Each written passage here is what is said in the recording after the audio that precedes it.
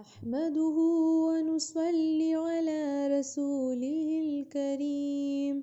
أما بعد فأعوذ بالله من الشيطان الرجيم بسم الله الرحمن الرحيم. السلام علیکم ورحمۃ اللہ وبرکاتہ. لاسٹ ماڈیول میں ہم نے دین کے جو بیسک فنڈامنٹلز ہیں، جو پلرز ہیں، ان کے بارے میں جانا کہ کیسے ایک دوسرے سے جو ہمارے تعلقات ہیں، ہمارے والدین سے جو ہمارے تعلقات ہیں، جو ہمارے رشتہ داروں سے ہمارے تعلقات ہیں، یتیم مسکین سے جو تعلقات ہیں، وہ کیسے ایک پریسیڈنس لے لیتے ہیں اوور نماز اور زکوٰۃ اور باقی سارے پلرز جو ہم نے سیکھے ہیں، جو ہمیں سکھائے گئے ہیں. اس سے زیادہ ضروری ہو گیا ہے کہ ہم اپنے جو ہمارے تعلقات ہیں اس میں ایک صلہ رحمی لائیں، اپنے جو انداز ہے، اپنی جو بات چیت کرنے کا ڈھنگ ہے، اس میں ایک نرمی لائیں. آج کے اس ماڈیول میں ہم نے بنی اسرائیل سے کیے گئے دوسرے وعدے کا ہم یہاں ذکر کریں گے. پہلا وعدہ کیا لیا گیا تھا کہ وہ اللہ تعالیٰ کے سوا کسی اور کے سامنے سجدہ نہیں کریں گے، اور اب یہ دوسرا وعدہ لیا جا رہا ہے اور پکا وعدہ لیا جا رہا ہے. اللہ تعالیٰ فرما رہا ہے وَإِذْ أَخَذْنَا مِيثَاقَكُمْ، ہم نے تم سے پکا وعدہ لیا تھا. اور وہ وعدہ کیا تھا کہ جو مسلمان ہیں، جو ایمان لے آئے ہیں، وہ دوسرے مسلمانوں کا خون نہیں بہائیں گے اور اپنی نسلوں کو اپنے گھر سے باہر نہیں نکالیں گے. ان کو وطن سے ان کے بے وطن مت کرو، ایک دوسرے کے ساتھ صلہ رحمی کے ساتھ پیش آؤ، ایک دوسرے کو گھر سے نہ نکالو، ان کو بالکل قتل پہ قتل نہ کیے جاؤ، ان کے ساتھ بدسلوکی نہ کرو، ان کے ساتھ زور زبردستی نہ کرو، ظلم نہ کرو. تو یہ اقرار کر لیا تھا بنی اسرائیل نے. اس کا تھوڑا سا بیک ڈراپ میں بتانا چاہوں گی کہ یہود کے کچھ قبائل جو تھے وہ مدینہ میں آ کر آباد ہوئے تھے. تو جب انہیں پتہ چلا کہ مدینہ کے اس علاقے میں محمد رسول مصطفیٰ صلی اللہ علیہ وسلم آ کے بسنے والے ہیں، تو ان کو یہ معلوم بھی تھا اور انہوں نے اپنا ایک انومان بھی لگایا کہ جو ڈسکرپشن تھی، جو ان کی کتاب میں، ان کی تورات میں ڈسکرپشن تھی کہ وہ کہاں بسیں گے اور کہاں پر کیا ان کی لائف رہے گی، اس سے انہوں نے ایک اندازہ لگا لیا تھا. تو ان قبائلوں میں آپس میں ایک لڑائی ہونے لگتی تھی، ایک کولڈ وار سا چھل گیا تھا، جبکہ ان کا جو گول تھا وہ ایک ہی تھا. لیکن آپس میں جو مشرکین لوگ تھے ان سے اتحاد کرتے تھے، تو اپنی جو الائنسز تھیں، اپنی الائنسز کے ساتھ وہ ایک دوسرے کے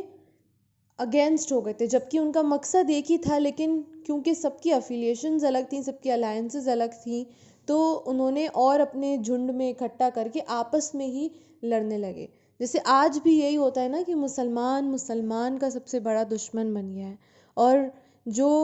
یہودی ہیں، جو نصارہ ہیں، جو کافر لوگ ہیں، ان کے ساتھ ان کو الائنس اپنی زیادہ مضبوط لگتی ہے. ان کو اپنے ساتھ کر کے اپنے لوگوں کے خلاف ہی جنگ کرتے ہیں، اپنے لوگوں کے خلاف ہی بدترین معاملات کرتے ہیں. اور جو کافرین ہیں، جن کو کنورٹ کرنے کی بہت زیادہ ضرورت ہے، ان کے ساتھ وہ فرینڈشپ اپنی نبھاتے ہیں. ساری جو دوستی ان کی ہے، ساری جو ان کا حسن سلوک ہے، وہ انہی کے ساتھ ہوتا ہے. اور اپنے لوگوں سے ایک لڑائی رہتی ہے. ہوتا ہے نا، یہ بہت سارے لوگوں کے ساتھ بھی ہوتا ہے کہ اپنے گھر والوں کے ساتھ اتنا زیادہ ان کی 2 منٹ نہیں بنتی ہے. ان سے کہہ دو ایک بات کرنے کے لیے، اپنے گھر والوں سے ان کے پاس کوئی بات نہیں ہوگی کرنے کے لیے، نہ ان کے لیے وقت ہوگا. لیکن باہر کے لوگوں کے ساتھ، ان کے ساتھ عیش کرنے کے لیے ان کے پاس وقت ہی وقت ہے. اور مسلمانوں میں بھی آج کل جو ہم دیکھ رہے ہیں کہ کیسے ایک قوم ہے، جو ایک گروپ ہے، وہ دوسرے گروپ کے کتنے اگینسٹ ہو گیا ہے. ان سے پرہیز کرتے ہیں، یہ کہتے ہیں کہ ہم ان لوگوں سے نہیں ملیں، ان لوگوں کے ساتھ اٹھے بیٹھے نہیں، جبکہ ایک ہی اللہ کو سجدہ کرتے ہیں، ایک ہی قرآن ہے، لیکن تب بھی ان سے جو بکس ہے، ان سے جو ایک کینہ رکھتے ہیں، ان سے حسد ہے، سارا ان سے ہی نکل رہا ہے. کون صحیح ہے کون غلط ہے، اس کا فیصلہ ہم نہیں کر سکتے. ہم ایک ہی قرآن کو مانتے ہیں اور ہم ایک ہی چیز کو ڈیسائیڈ کرتے ہیں، ہم ایک ہی چیز کو فالو کرتے ہیں. تو ان لوگوں کو ہم آپس میں لڑنے سے بہتر، ایک دوسرے کو غلط ٹھہرانے سے بہتر، اپنے آپ کو صحیح ٹھہرانے سے بہتر، اگر وہ لوگ جن کو قرآن کا کوئی علم ہی نہیں ہے، جو بالکل گمراہی میں، اگر ہم ان کو لے آئیں، ان کو بھی اپنے ساتھ کر لیں، ان کو بھی دین کی دعوت دیں، اپنا جو انرجی ہے، اپنے جو ساری مشقتیں ہیں، وہ ان کو دین کی طرف لانے میں لگائیں، تو شاید اسلام کی ہم مددگار بن سکتے ہیں۔ ایسے ہم اسلام کے مددگار نہیں بن سکتے۔ کون صحیح راستے پہ ہے، مسلمان کے اندر کون سا گروہ صحیح راستے پہ ہے، کون سا گروہ نہیں صحیح راستے پہ ہے، یہ بعد میں ڈیسائیڈ ہو سکتا ہے جب پوری دنیا میں اسلام پھیل جائے، تب ہم دیکھ سکتے ہیں کہ ہمارے اندر کیا کمیاں ہیں، اور کون سی ایسی احکامات ہے، کون سی ایسی بات ہے قرآن میں جس میں ایک نا اتفاقی ہے۔ لیکن وہ لوگ جو پوری طریقے سے قرآن سے نا اتفاقی رکھتے ہیں، تو پہلے ان کو ہم اپنے ساتھ اتفاق پہ لے آئیں، پھر ہم دیکھیں کہ کون سی ایک آیات ہے جس کے بیسس پہ ہمارے بیچ میں ایک نا اتفاقی ہو رہی ہے۔ پھر یہاں پر 5ویں عہد کی بات ہو رہی ہے۔ ابھی ہم نے عہد پڑھا کہ ایک اور جو عہد لیا ہے، اور پیچھے بھی ہم کافی سارے دیکھ چکے ہیں کہ کیسے ان سے عہد لیے گئے ہیں، تو یہاں پر ایک اور عہد کی بات ہو رہی ہے کہ جب تمہارے بہن بھائی، جب تمہارے ریلیٹیوز جب قید میں چلے جائیں تو ان کو، وہ کیا کرتے تھے، ان کو فدیہ دے کر چھڑا لیتے تھے۔ تو پہلے تو یہ تھا کہ جو لوگ قتل کرتے ہیں یہ الاؤڈ نہیں تھا کہ ایک دوسرے کا قتل مت کرو، اور جو لوگ پہلے تو وہ لوگ اس کے بہت اگینسٹ ہوتے تھے، جو لوگ قتل کرتے تھے اس کے بہت زیادہ اگینسٹ ہوتے تھے، لیکن اگر ان میں سے کوئی ایسا نکل جاتا تھا جس نے قتل کیا ہوتا تھا تو اس کو یہ فدیہ دے کر چھڑا لیتے تھے، تو ایک مجرم کو اس کی سزا سے بری کروا کے لے آتے تھے، اور یہ دکھاتے تھے کہ ہم دیکھو قیدیوں کے کتنے خیر خواہ ہیں اور ان کے ساتھ بدسلوکی ہو رہی ہے، تو ہم ان کو اس حال میں نہیں دیکھ سکتے، تو ہم زیادہ سے زیادہ فدیہ دے کر ان کو چھڑا لیں۔ لیکن وہ یہ بھول جاتے تھے کہ جس انسان کا قتل ہوا ہے اس سے جتنی زیادہ بدسلوکی کی گئی ہے، کیا وہ ایکویلنٹ ہے جو ان کے ساتھ بدسلوکی کی جا رہی ہے؟ تو ایک شوبس کی وجہ سے، ایک چندے کے طور پہ وہ اکٹھا کرتے تھے فدیہ، چندے کے طور پہ اکٹھا کرنے کا مطلب یہ تھا کہ زیادہ سے زیادہ لوگوں میں وہ ڈھنڈورا اس چیز کا پیٹ سکیں، تو ایک شوبس کے لیے کہ ہم کتنے زیادہ خیر خواہ ہیں قیدیوں کے، ان کو چھڑا لیتے تھے۔ تو یہاں کہیں تو وہ یہ بات کو مان رہے ہیں کہ قتل نہیں کرنا چاہیے، کہیں پر جب یہ بات آئی کہ انہوں نے قتل کر دیا تو پھر کیا کیا، ان کے کنوینئنس کے حساب سے، ان کی ایک سلیکٹیو اپروچ تھی دین کی طرف، تو انہوں نے کیا کیا کہ جب ان کے نفس میں سے، ان لوگوں میں سے کوئی ایسا قاتل ہو گیا تو اس کو فدیہ دے کر چھڑا دیا۔ تو یہاں پر انہوں نے کچھ مانا اور کچھ نہیں مانا، جب دل چاہا مانا، جب دل چاہے نہیں مانا۔ تو یہ جو سلیکٹیو فالوئنگ ہے اس کے بارے میں اللہ تعالیٰ بتا رہا ہے، اور بہت ہی اہم آیات ہے، فَمَا جَزَاءُ مَن يَفْعَلُ ذَلِكَ مِنكُمْ إِلَّا خِزْيٌ فِي الْحَيَاةِ الدُّنْيَا وَالْيَوْمِ الْآخِرَةِ إِلَىٰ أَشَدِّ الْعَذَابِ۔ تو یہاں پر اللہ تعالیٰ فرما رہا ہے کہ اسلام میں پوری طریقے سے داخل ہو جائیں، اور جو ایسا نہیں کرے گا اس کے لیے شدید ترین عذاب ہے، اس کے لیے دنیا میں تو رسوائی ہے ہی ہے، اور ویوم القیامہ، قیامت کے دن آخرت میں بھی اس کے لیے رسوائی ہے۔ تو